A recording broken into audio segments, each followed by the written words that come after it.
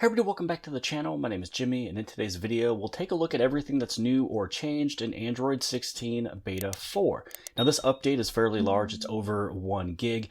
This update right here for the beta program of Android 16 was pushed out 3 days ago on April 17th. I was a little too busy, wasn't able to get around to it, but here we are now. You'll have that security patch of April 2025, and this one right here is giving you a little bit of details on Beta 4. So basically, this release is suitable for development, testing, and general use.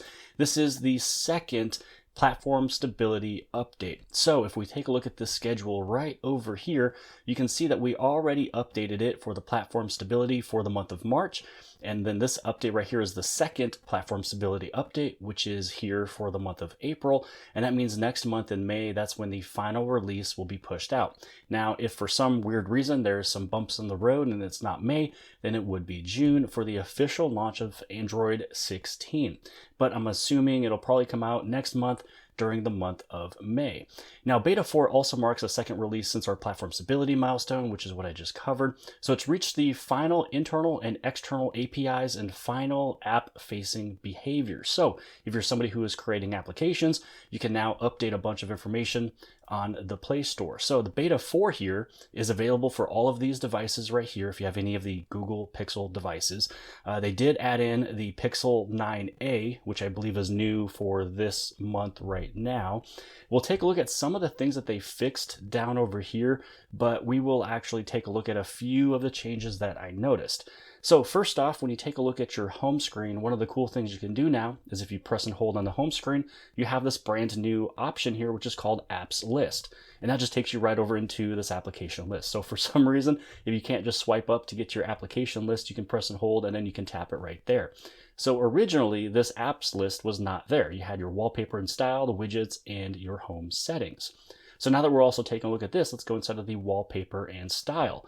Now the themed icons, they took away the badge or the little name underneath it that said beta. So the themed icons is now out of beta. Another thing that's pretty nice that they did here, and it's a little redundant, but you can just choose however you would like to use it. When you take a look at your recent applications, so let's say that we go right up over here. When you tap on the icon, originally that screenshot and select was not up here, but it was down here. So you always had the app info, split screen, pause app, and close, which close was something that was newly added to the Beta 3.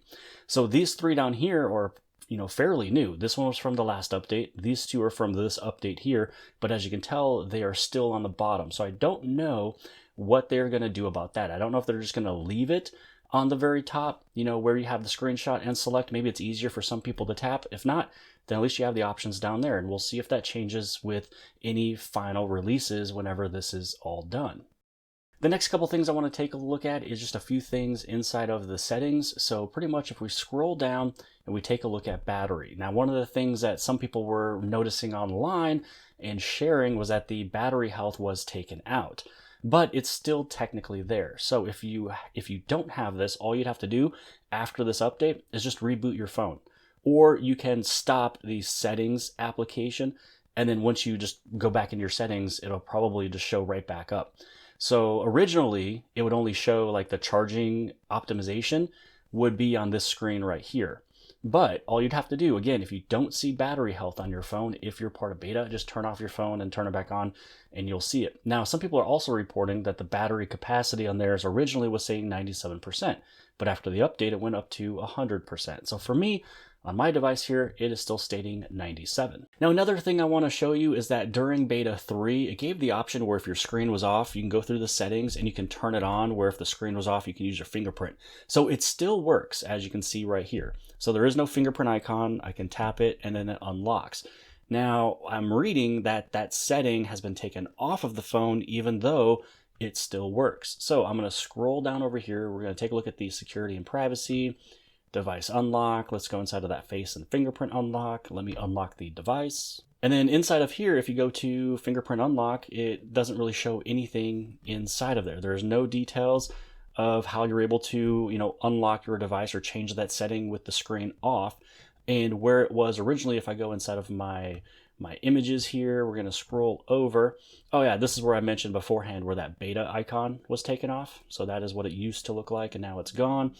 So moving on over, and again, if you tapped on the icon up over there, those are the only options you had, and here's your screenshot and select. So I took a few screenshots before it actually happened, but there is that setting right there, screen off fingerprint unlock. So it was there in beta 3, and it was introduced in beta 3, and for some reason it's taken out in beta 4, even though it still works. So a little interesting. We'll see if that ever does, come on back. And then next I want to talk about the navigation mode. If you remember the very first time ever you turn it on, you kind of get a little bit of a demo.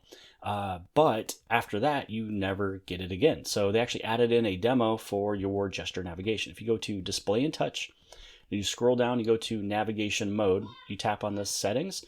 This is where you have try a demo. So this was not there from before, and it is here now. And then the last thing that changed is one that's for the always on display, but I can't show you because I don't use the always on display, so I don't remember what it looked like from beforehand, but some of the clocks have changed. Then they added in dynamic color, and it kind of depends on a little bit of the background that you are using and such. So for your always on display, if you're switching different clocks, a few of them will be a little bit more dynamic when it comes down to, showing of the numbers. So that's pretty much everything that is new or changed with this one. Now we'll talk about some of the top resolved issues.